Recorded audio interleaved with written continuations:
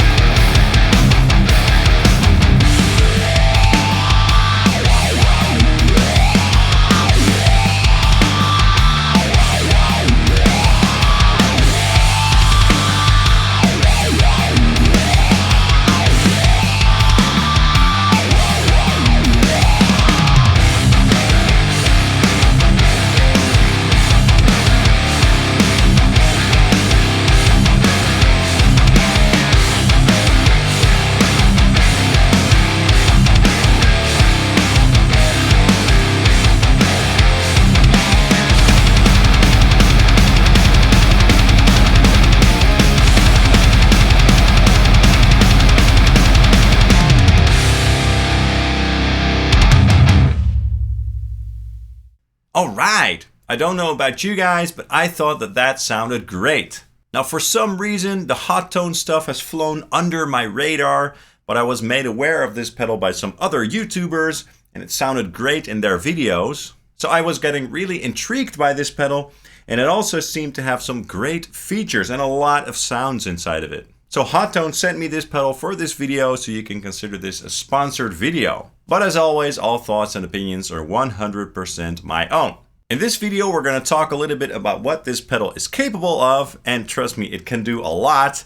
And I'm also going to walk you through the settings that I used in the presets for the intro song. And as we go along, I will also let you guys know my thoughts about this product. Now this little pedal can do a lot, so it's going to be impossible for me to go over every single feature that this thing has. So I'm going to look at it from my perspective, which is a rock and metal rhythm guitarist basically.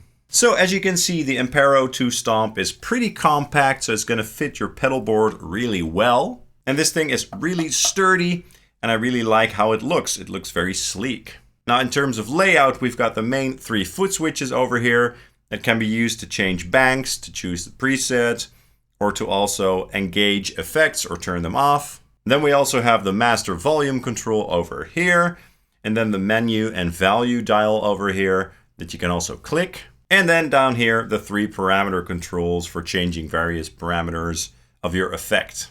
Now this pedal does indeed have a touchscreen, which to me is a great feature. And I really like it about this thing. I really like it when modeling products or pedals have touchscreens on them. For some reason, I just really enjoy the workflow. And let me tell you, the workflow is very smooth and everything is laid out very well on the screen. So it's very easy to use in my opinion. The Ampero 2 Stomp can also function as your USB audio interface, which is great.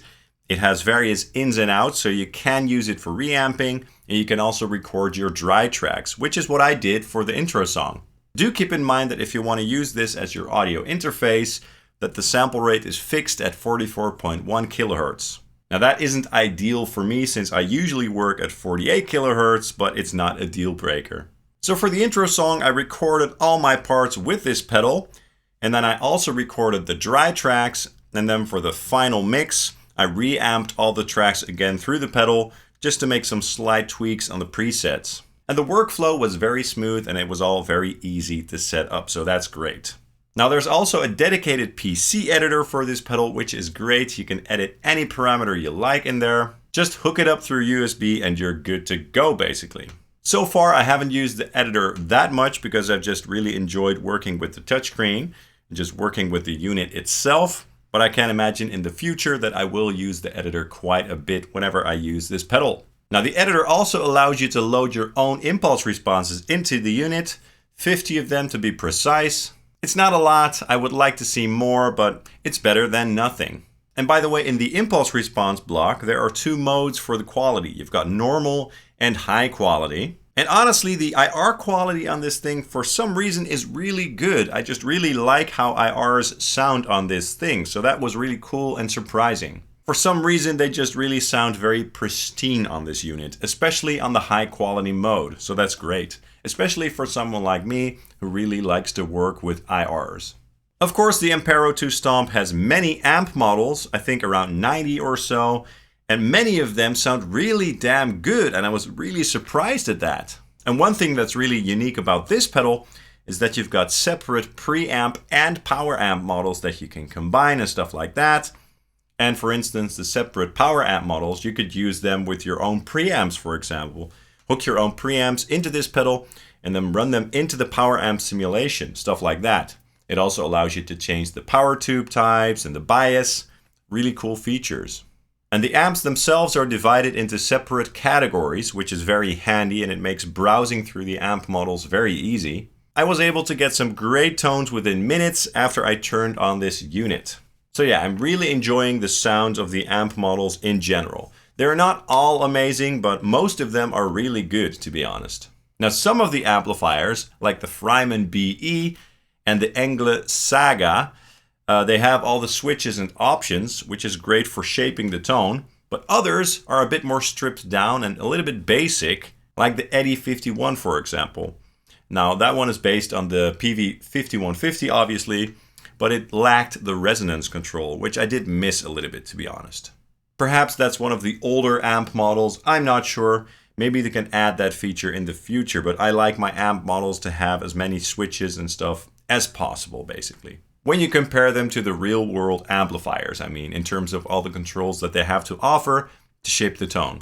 But again, a lot of the amp models in here do have those features, like the bright switches and stuff. But again, overall, the amp model quality in here is really good and it's a lot of fun to play through, which was pleasantly surprising indeed. This pedal also has a huge library of effects, over 400 if I'm not mistaken, which is a lot. I haven't tried them all, obviously. I'm not a very heavy effects user, but the ones that I tried sounded great. I really liked working with the wahs, the boosts, the modulation effects, some of the pitch effects, the delay, the reverb. All of the effects that I tried sounded really good to my ears. All the usual and familiar effects that you like to use are probably in here, so that's great as well. So of course you could also just use this unit as your effects unit. Now for the presets themselves, there are various signal chain options that you can choose from. You can go with 2 parallel rows, for example, or go in series just to create one big signal chain. And there are plenty of other options as well, so it's really flexible in terms of signal chain. And you can load up to 12 blocks in each preset, which is more than enough for me. Setting the input and output options also was very easy and straightforward, and also very flexible. Now, of course, this pedal can do a lot more. It also has a built-in looper. You've got various switching modes. There are also some preloaded Celestion IRs in here. But anyway, that were just the main things that are important to me for my personal workflow. I do recommend checking out the manual for a lot more information about what this pedal can do. Okay, now let's take a look at the presets from the intro song and check out the settings that I used and all the blocks that I used. Let's start with the first clean section, and let's begin by taking a listen to the isolated guitars. Here we go.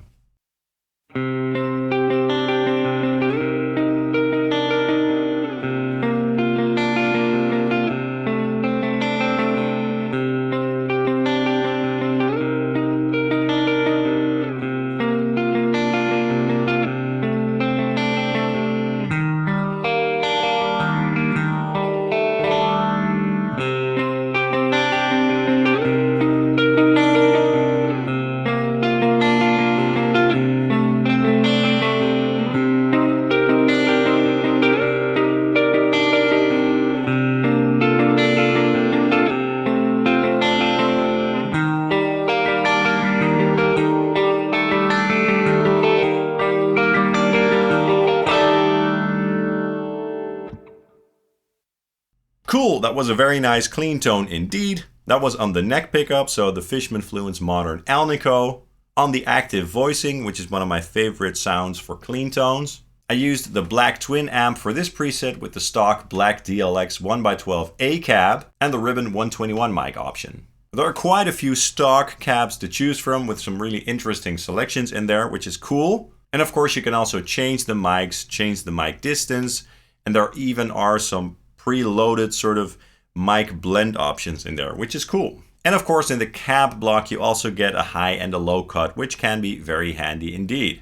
And by the way, for this video in terms of signal chain options, I'm just using the serial signal path, which is the most simple and straightforward for my use. I have a gate in front, the AI gate, and at the end of the chain I'm using the studio reverb, which sounds really nice to my ears. It has some modulation in there that you can dial in, and it makes the reverb sound a little bit more lush and warm, which is a great option.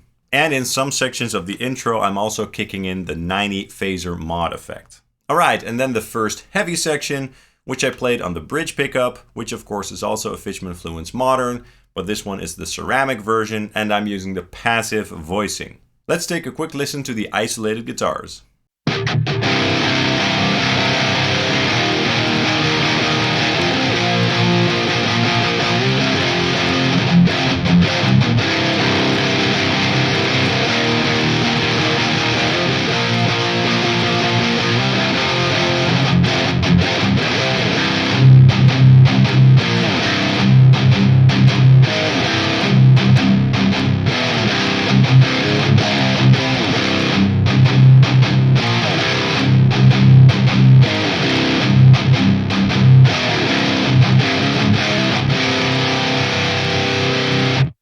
Alright, that sounded great! For this tone I chose the Rector Dual M amp model, which sounded great to me. At the beginning of the chain I'm using the custom gate, and in the IR block, which is set to high quality, I'm using the OwnHammer 412 Rect Essentials High Gain IR, which sounds really good in this preset. So simple and effective basically, love it.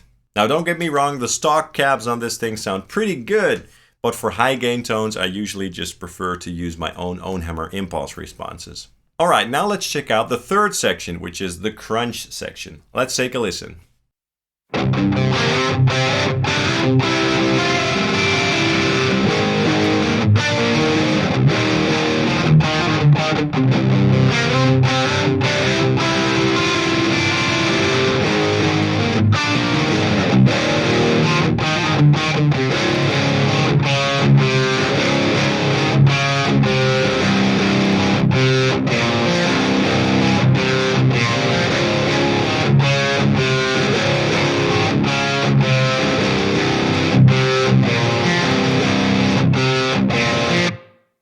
Cool, another solid tone with a unique character, also played on the bridge pickup, again with the passive voicing. Now that was the Friedman B amp model, which is based on a Friedman BE100, I think. And I must say that I really like the Friedman based amp models on this thing. They sound great, and I love the fact that they have the switching options, like the C45 switch, the fat switch, and stuff like that. The AI gate is at the beginning of the chain, and I'm using a stock cab here. The Boger 2x12 A cab with the Dyne 57 mic on the center position. And then again some studio reverb to round off the tone.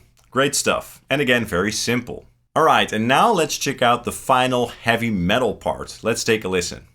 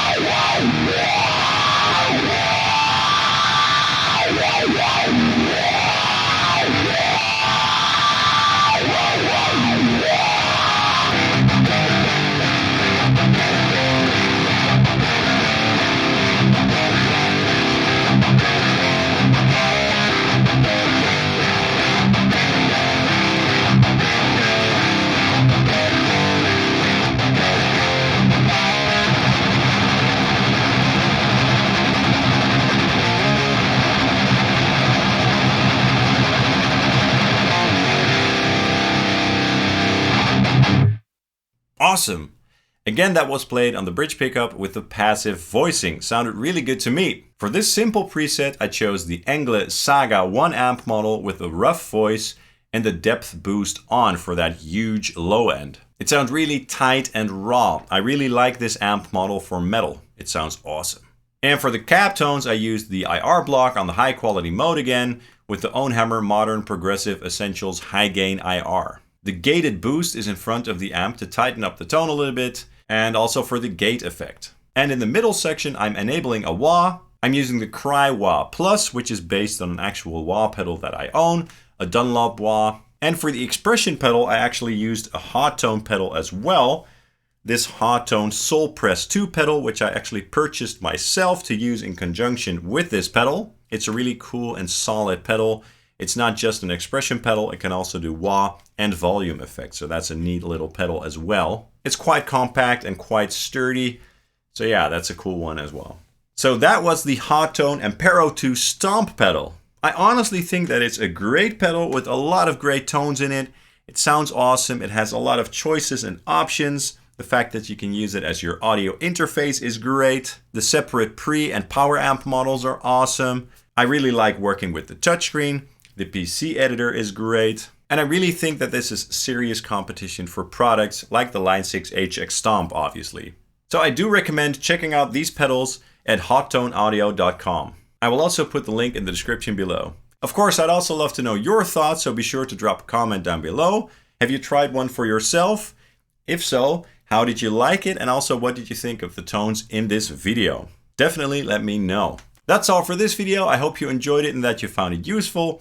If you enjoyed this video, please drop a like and subscribe down below, as that really helps the channel out. I'd hugely appreciate that. And of course, you can also follow Sonic Drive Studio on Facebook, Instagram, and Twitter. Thank you guys so much, and I hope to see you soon. Cheers!